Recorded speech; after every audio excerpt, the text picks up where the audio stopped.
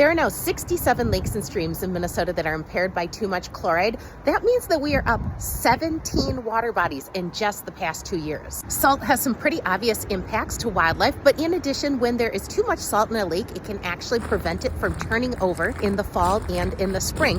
And some new evidence suggests that the salt can also mobilize other toxic chemicals like lead, or even contribute to more excessive blue-green algae blooms. Here's a couple of options you can consider at home instead of turning to salt. The first is that it will always be best to go out and shovel instead of putting salt down on the ground. Second is that you can get some sand or some chicken grit to use for additional traction. It won't melt the ice, but you can sweep it up and use it over and over again. Last but certainly not least, if you live in a community that is taking steps to reduce its salt use, give them a thumbs up and a shout out, because most of the time they're only hearing from crabby people, and you can be the one to tell them thank you for helping to protect our lakes, streams, and rivers in Minnesota.